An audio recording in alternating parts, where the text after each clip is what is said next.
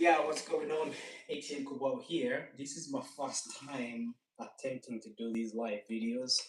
I We got so many books coming out this year, and I thought that it'd be cool to start coming on live and just kind of chatting about my process and how I find people that I work with. Obviously, I from starting Beats of War being the one on this channel, we started about 20. Let me check my channel. Um, it's yeah. I think it was 2020 when I launched Beats of War issue one, and I opened the channel because obviously we wanted to put music that go with the comic books. Now, the comic book stuff came naturally after the music had been launched. So if you go to the very first video that we ever actually published, it was like a music video from the comic book Beats of War, but the Beats of War comic book had not come out, right? So we come a long way. So 2026, we have over how many titles now? We've got Beats of War, we've got Heinemann, Teller's Word, we have Symphony of Tears, which I'm talking about today, and Stormlock. What else? Yeah, so five titles, and two of those titles, one of them is Stormlock. Those two of those titles are spin-off stories from Beats of War. So as the universe is growing, I thought it would be really cool to kind of like add in other stories, stories that show other parts of other characters that do exist in the in Beats of War universe, Etianverse. So the very first one that I was thinking about was Tom Locke. And the thing is, with these stories, I don't really like wake up and I'm like, I'm just gonna create a new character. Something hits me, I get like a life experience, and then I'm like, okay, I need to create another character. Hello, Morgan. How you doing? So yeah, this is the first video. Can you hear me properly? I'm doing live for the first time. So Stormlock came as a result of Beats of War. I really wanted to sort of tell another story of one of the Reza gang that did exist in the Edinburgh section. So yeah, if you can hear me, okay, that's great, that's great. So I'm doing live today, talking about my journey. I don't know if you've read Beats of War or some of the comic books that I've been putting online, because I think I've been publishing so many in the last how many years now? 2026. So that makes 6 years. And within that period of time, I've released three titles, but I've got other two titles coming out. So the two titles are spin-offs to Beats of War. So Symphony of Tears will be written by the Soska Sisters, who have written like Black Widow and other books for the Reaperverse and other publishing studios they've worked with. So that story, Symphony of Tears, will focus on E.T. sister's story in space because she first appears in Beats of War issue 2, or you've read a few. Which issues are you on? Are you on issue 1 and 2?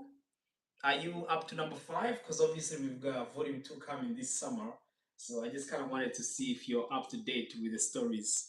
Um, so yeah, so up to now we're up to issue 5, which really showed E.T. landing on Earth somewhere in Scotland and his own journey trying to find answers to save his planet, but also fighting with the Reza gang.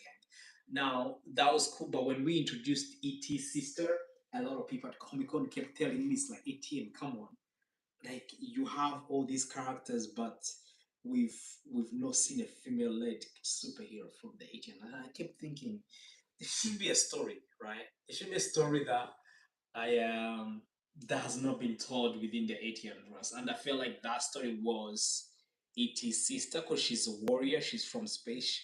She is she's much older than E.T. and her humanity is a little bit turned off. So she's more like, let's get to business. Let's get things done. So I thought it was really cool. It would be really cool to explore her story. So that's gonna come out 2027, sorry, which is next year. It's being worked on by the Soska Sisters, so they're writing the story. If you don't know about the Soska Sisters, look them up. They've written some really good work. Some really good work. So yeah, Stormlock. Stormlock is Scotland's first speedster story. Now, Stormlock was it happened by accident. It was actually I was doing one of these Christmas markets that I usually do at Centenock, and I was speaking to a friend of mine who is my editor but also he's a writer. His name is Craig, and I was talking about like I really want to make a speedster story, but I want to really link it to some of the characters from the Reza gang. What if there's, you know how they say that when a superhero is busy saving lives and you know creating his own story arc as he's going through a world, he creates villains as he goes. What if there's a guy as part of the Reza gang in Edinburgh that gets power from a Kelpie? Right. Let me see what the comments are saying. Bits of what trying to give the reason. No worries, no worries. It's good to speak to you. Okay, yeah, check them out. Definitely check them out. So yeah, what if there's somebody in the Reza gang that got power from the Kelpie? Now Kelpies have been I've discovered them like really slowly. Like when you're going to Kamkardi or Stirling or Aberdeen or Dundee, sometimes I used to drive past these big metallic horses that are towards I think Stirling. And then I wondered why they have big horse statues in Scotland. Now, what I did is I went and put up a post on TikTok. I was like, "What are these horses?" And people are telling me these are kelpies. They're real. You know, these are Scottish mythology. It's like, don't go near the log, Etienne. If you go near the log, they're gonna take you. Um, so yeah, that's kind of like how I discovered it, and then I started like looking into it. It was quite interesting, and then I found it in one of the movies written by J.K. Rowling. It's based on her books. Is it Fantastic Beasts? There's a scene where this guy sort of goes underwater, meets a kelpie, and he sort of swims with him to the top of the water. So I thought that was quite fascinating, and I was like, what if there's a somebody as part of the racing game that gets power from a kelpie? You know, because they're all myths, right? A lot of people don't believe in them. What if those myths, which are part of the Scottish culture, do become alive? And actually, this guy either saves the Kelpie or he saves him, and something cool happens. So that Stormlock story of the Speedster happens in Edinburgh. Now, then we got E.T. in Glasgow. E.T.'s story kind of goes around Scotland. And in volume two, we're gonna see him go just outside Scotland. We're gonna see some epic sequences taking place in space, and within the same Etianverse with bits of war. When we introduced ET systems, we saw how she was like a proper warrior, and she really cared about family, and she was really trying to reconnect with her brother. I mean, their relationship is a bit complicated, right? But she was really trying to make something out of it, and when she realized that the ET was a bit disconnected from her because she doesn't have that humanity, she decided to go back and in space and sort of fight her battles, join her team, the team that I've created for her. We didn't reveal them in Bits of War. There was a reason for that because I was still trying to come up with characters that really worked for her story arc, and up to now I feel like okay, I've kind of figured them out, but there's still a few things to iron them out. But looking at what the Soska Sisters pitched to me, it's gonna be freaking amazing. Symphony of Tears. And I know you asked me Symphony of Tears, like how did that come to be? Like how did you come up with this title for Symphony of Tears? Now I tell you what, when I was speaking to the Soska Sisters, I was telling them about Beats of War and how that's kind of like linked to music with Beats of War. And his main superpower, it is kind of around sun manipulation, but also he has this power of a neutron star that makes it really powerful.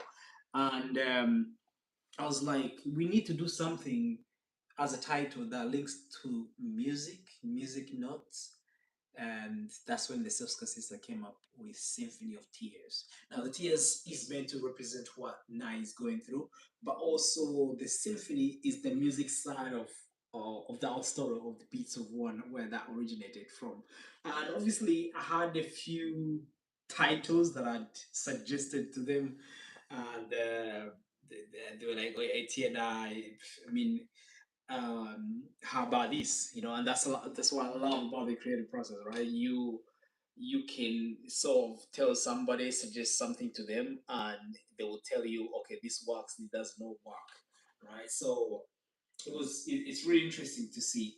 So let me see if I have any questions that I can answer. Got a few people watching me live. um uh, let me see. Yeah, let's see if there's any questions. Okay, somebody's read Beats of War. Let me see.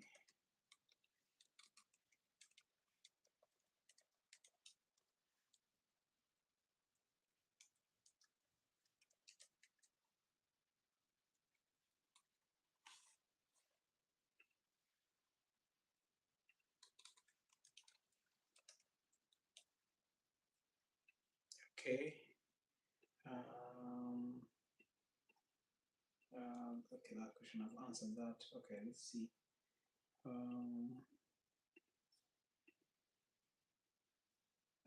okay, so ready for volume 3. So Beats of War is on issues, single issues, but we're not gonna be releasing single issues anymore. Because obviously we are we are doing books which are more like how many pages now? 56, 50 to 56 pages. So let's see. Uh,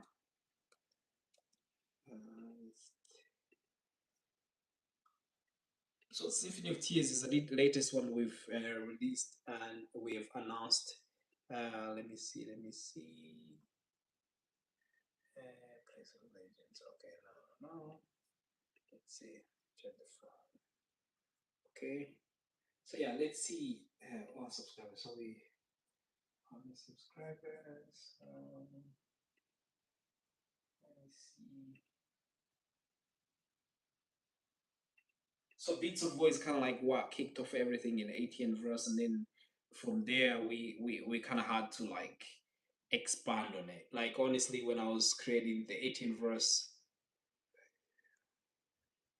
let me see. So let's see.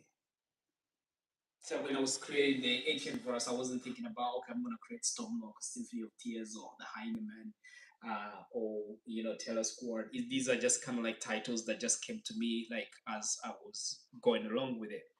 So yeah, I thought that maybe every week we do a live stream chatting about everything superheroes and the one thing that I'm excited about really is a Symphony of Tears that drops next year, and that's gonna be nuts. That's gonna be nuts. So Symphony of Tears summer next year. Now we have the Worlds Collide story crossover that I'm doing with Grant Morrison. That's gonna be dropping sometime next year, and then we're gonna give you more news very soon about that. That's gonna be one of the crossovers that is going to lead you to Christmas, basically. So you start around March, Aprilish, and then we'll be releasing issues, and then we're gonna collect them towards the end of the year to the epic maximum part of the story. This is gonna be huge. So think about what's collide, think about Symphony of Tears, and think about potentially Heineman 4. We're working on Heineman 3 right now for dropping this year, this Halloween. So fingers crossed we're gonna get that going. So next year has got big stories as part of the Etianverse. You're gonna be introduced to characters you've not seen before. We're gonna go to deep space. This is one of the biggest story that we've done actually. Like there's no part of this story that will be taking place on Earth.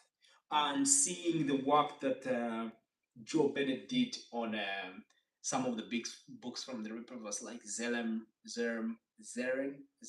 don't know how to pronounce the name. I feel like it's gonna be nuts. It's gonna be nuts. I've just seen some of the character designs because usually the process and how we work on the pitch and then work on the script, but also I kind of work with the writers to come up with different characters and who they are, their biographies, kind of like where they come from, how they talk, how they relate to Nye. So I came up with all those, send them to Joe Bennett, and Joe Bennett has drawn these sketches that really show you how these characters are gonna look like. It's gonna be nuts, guys. Yesterday I saw them and I was geeking out. I was speaking to the Soska Sisters. I'm like, 2027 is not here right now. We want it right now, you know. So those are the big titles for next year. So the Worlds Collide with Grant Morrison, and then Symphony of Tears. Potentially next year we'll have Taylor Squad 3. We'll also have Heineman 4. And I don't think we'll be releasing any Beats of War books until 2028, because obviously Beats of War, we need a little bit of like a year to kind of like breathe a little bit. And Stormlock will be out. So we're gonna release the first issue of Stormlock this September, and I'm gonna see how you guys react to it. Really, really. We feel like with Stormlock is a new speedster character introduced to the Etianverse, and the introduction is more like, okay, let's see how the fans react to this. Do they write? They like the design? They like the backstory of the character? Do they like how the character fits in the Etianverse? And then we can build from there. And I think with Stormlock, with the way like I started off with Beats of War, I don't really like wake up and I'm like, okay, I'm gonna make a speedster character, or I'm gonna make a vigilante character, or I'm gonna make it is sisters spin-off. It's things that happen organically. Like I don't go looking for it. Like I get inspired and I get this idea, and then I meet art writers, and then I'm like, what do you think of this? Can we solve this narrative within the growing universe? Because things need to make sense. Continuity is key. Like things need to make sense with the story that is happening on Earth, um, and characters need to sort of come in at the right time in the universe, and it needs to be exciting. It needs to create that momentum. So yeah, I'm really excited. And I don't know. I feel like with a lot of support that I've been getting from a lot of people who bought Beats of War over the years has given me the encouragement to keep going. So Beats of War was is always gonna be the foundation of this whole universe because when each one came out 2020 during lockdown, I didn't know how that was gonna go down, especially the fact that everything was locked down, right? Um, it was crazy. It came out and it sold over 50,000 copies as we speak right now. So that's been a huge, huge milestone. Now, Beats of War issue 1 to 5 took longer because obviously I do everything independent. So on production with hiring artists, I'm never really in a rush to get the next issue or the next book done. I kind of need to work on my pace as an independent studio. It's different when you're working on if you're like a big studio, like for example, big publishers like Image or Marvel or DC, they'll have money they can sort of allocate like it's a 20,000, 50,000 US dollars on a book. For me, it's different. I kind of need to like make the book, sell it, the profit goes back in reinvesting in the next one. So anybody who's bought the books from me from Comic Con, our online store, and anybody who's kind of come on board and spoken to me about the characters and why they feel like the universe is very exciting, I do appreciate you. So apart from speaking about Bits of One, Symphony of Tears and Stormlock, you guys have seen Hyena Man 2. It's out. Penciled by Joe Bennett, inked by Fabio, and James Marino Arts did his thing. This book is next level. I think in the last 4 months, Hyena Man has been the best-selling book, and not because Bits of War, Terror Squad are not selling. They're selling as well, but it kind of pulls new fans on our store at Comic Con. Is that because the character's got that vigilante look to him, and obviously with the art style that is putting in people, but also the story has been like something fresh within the Etianverse that we really needed as a vigilante story. And I think with Heinemann, it's really different from other books that I've been doing. I mean, Beats of War is more like a cosmic story that takes place on Earth. The guy is ET is just half human, half alien. But with Heinemann, Will Akinyemi, he's Nigerian, born and bred in Scotland, and he goes back to reconnect with his roots. Something happens that changes his life forever. But as his journey happens, he still needs to prove himself that he's worthy of the Heinemann mantle. He is worthy to lead the people. He's worthy to be the protector of Kano tribe. So it's really fresh. It's exciting. The art kind of elevates the story to the next level, and I'm pretty excited about this team that I'm working on with. I don't know if you've read Heinemann. If you haven't, go check it out. Even if you go to our online store and just look at the covers, you see how the art itself speaks to you. So that has been the most exciting one that we've worked on. So the Heinemann's there. Telesquad, right now we're working on part two of the story, penciled, inked, and colored by Clark Bin. Clark is known for working on Kilitopia. It's a sort of a cyberpunk series, award winning from Scotland, from a friend of mine, Dave Cook, who's a creator as well. And He's also worked on Rebel Moon comic books for Netflix. His art style has a bit of anime, fun, quietly inspiration in there, and I feel like it really captures Taylor Squad really well. So for part two of Taylor Squad, it's gonna be more like superheroes made the raid. Have you guys seen the raid movie? Hmm. It's nuts. It's nuts. So expect some uh, action sequences from for Dan, who's in New York City. I mean, you're yet to discover June's journey. She sort of travels around Japan, trying to reconnect with who she is to train to become that protector.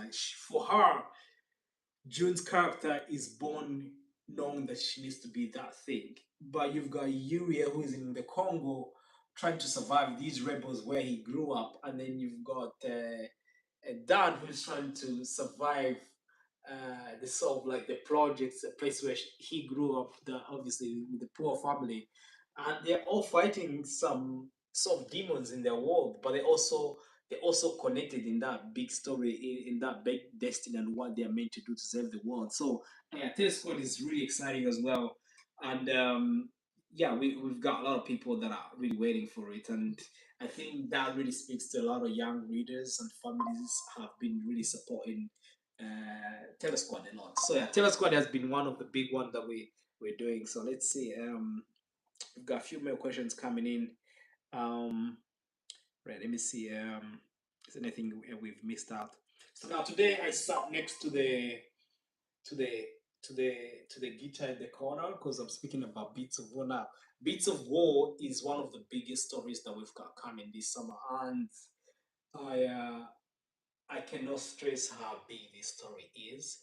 It's 108 pages graphic novel. This is one of the biggest books we've released in the Etianverse. Now, that has taken me about 10 to 11 months to do for the art style just. And then writing it took about another year because obviously that was the time I was shifting from writing 20-page issues to writing big time graphic novels. Now, as a film director coming from making film and short films, the way I used to script my stuff changed as soon as I saw how scripts in comic books are sort of structured. So the 108 pages took me longer to write, and I kept writing from like 2022 throughout to 25.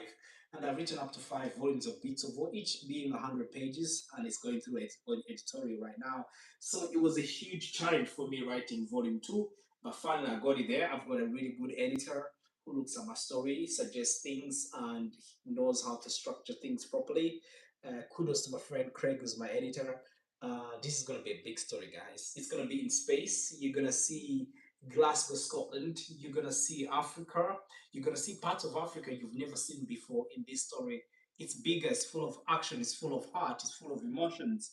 And 108 pages is such a huge book. So now that comes out on the 16th of June, 2026, and that book is going to be coming out along with a trading card for the first 100 people, 1,000 people that pre-order that. So it's already going through pre-orders. A lot of people have already gotten their book. So Bits of War coming out 16th of June 2026. Really, I've already started putting teasers out. We've got cover A and B done by Joe Bennett. Cover A captures ET flying over Glasgow. Now, if you follow me on social media, you've probably seen this cover where it is flying over a golden statue. So that statue, I saw it when I was driving to this place called Gobos in Glasgow. And the statue kind of reminds me of the Statue of Liberty in New York City. And for some reason, a lot of people, when I posted it, and then I was asking people what this statue meant, it's on top of is it a corporate building? The COP building. The COP is made, it's something that used to be a bank but also has shops. And that statue used to be a little bit bluish. So it kind of was hidden on the building. So it's always been there. And there's other parts of Glasgow that actually have that statue. I need to yet to go and discover those. And recently, I think people who bought the building, they decided, okay, we want to repaint this statue. And when I was driving by, I saw the statue. I'm like, whoa, this must be really iconic, right? It feels like iconic for the city, right? So I started looking online. There's a few people who had filmed using drones above where the statue is, and you could see that sort of land, the backdrop city of Glasgow, stretching through River Clyde, BBC Scotland. You could see the Titan crane. I'm like, oh, this would be beautiful to set a cover here. So as soon as I said it to Joe Bennett, I was like, come on, I need to have ET flying, right? Close to the statue, and his ship is above him. Boom, that's the cover we got. And then we have another cover B, which is kind of set in another part of Glasgow called George Square. If you've never been to Glasgow, that's like the center of the city where they shot World War Z. There's a scene where a family is in the car and zombies start charging through people and people are in traffic, and there's like a motorbike, there was a truck that was hitting through people. That was all in Glasgow. That appears like maybe 5-10 seconds in the movie, but that's where I say the cover. There's two cars, there's a few cars driving on by the Razor gang, and then you can see the gang from Glasgow, the gang from Edinburgh, the Edinburgh gang led by Arthur Coltrane, and the Glasgow gang led by Steph Coltrane, who's sort of like a kid he picked up on the street and sort of raised him as his own, and then gave him his name, also gave him a city, right? So which keeps the relationship really a bit complicated, right? And then you've got Etie's mom and Etie's brother, above. Now that gives you hints of where it is gonna fly to in this next big story. Now we've got cover C coming, that will sort of showcase all the villains within the story. And then I'm gonna give you one cover from Kenan White. Kenan White is doing a lot of stuff with Ripperverse, and I saw his ad, and I was like, oh yeah, he would capture it really well. His stuff has got that sci-fi, light, glowing vibe to it. So I thought it would be cool to sort of have him as well. So yeah, um, four covers for that, and it's gonna be in a soft cover, but also it will have hardcover edition. Now the hardcovers are more like for the people who like to have books, sort of displayed in their houses in a way that they look like a library. The soft covers mostly I feel like they're for reading, right? And then the other one is more like your decor or something that you put there to look at and appreciate the art form. So we'll have two versions, so you'll be able to purchase one that you like, and they're all available on our website right now. So 16th of June, and then in July we don't have anything coming out. August we don't have anything coming out. September, Stonelock. It's coming. Scotland's first speedster. It's coming. We've got an artist already. I'm gonna reveal the artist. Which Comic Con? We need to choose a Comic Con. Maybe in September, start of September. Yes, maybe we're gonna reveal the artist at the first weekend of September, and then we reveal the cover and release the book at Comic Con in September. There's a big Comic Con in Glasgow called the Epicon, run by PowerCon. So that's what we're gonna announce. So yeah, it's a lot of cool stuff happening. And then we have Terror Squad 2 dropping on Christmas. Terror Squad, because it's kind of like linked to this sort of hidden civilization within the Antarctica. We felt like with that ice cold vibe to the story, we want to set it during Christmas, which has something really ice and cold linked to the book, and I feel like that could be like a perfect Christmas gift for somebody. So yeah, those are the three titles coming this year, and we plan to release Heinemann 3 by Halloween. We are pretty ambitious. Let's see if the team can pull this off. The script is ready, it's ready in production. Hey, it's out of my hands right now. But it's been a fun process, and also working with the Soska Sisters. I can't wait for you guys to see what they're cooking. They're cooking some cool stuff. The book that they're working on is going to be next level. So if you haven't checked it out, if you haven't gone to pre-order, I'm actually right now on the website. Let me see what we have from Symphony of Tears. So Symphony of Tears, we just released a soft cover. Let me see. Just right now on the website on pre-order. So we have the soft cover version. We have the hardcover version. And then we release the T-shirt, so you can add on a bit of merch. and we've released a hardcover version, and also we just recently added on a statue. We're gonna release a statue, 100 pieces of Nai that will come with Symphony of Tears. So that will ship at the same time as when the book is shipping. And now, to finish off my video today, I really kind of wanted to come online to kind of chat to you about issue 1 to 5 of Beats of War. Now that came out, the last issue came out last year was issue 5. Yes, now it's time to collect issue 1 to 5. Now that will have art by Ben Wilsonham and Eric, who's a French artist. So that will connect the 5 issues, which make up to 100 pages. And we have an introduction from Grant Morrison. And at the back of the book, we will have a lot of exclusive behind the scenes, like the making, how we made the book, and all the cool stuff to show you that our creative process. But also, it will show you. It will also, the book will also reveal the reading order if you want to kind of get into the Etianverse. But yeah, it's all exciting. If you haven't checked all these books out, go to etianverse.com and check them out.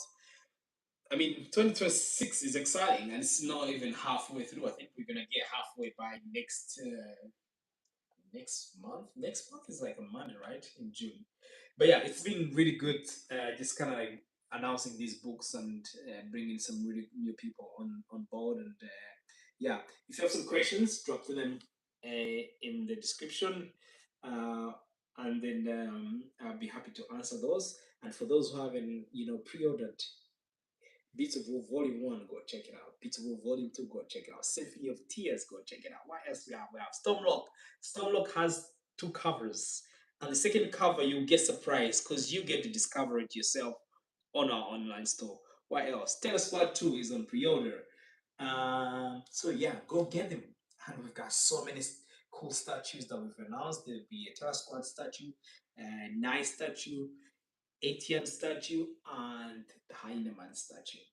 Now, I'll see you guys again on Sunday on another live stream going through in detail Symphony of Tears on our race schedule, but also going through Volume 1 and Volume 2 of Beasts of War on a race schedule and what comes with each book as we release them.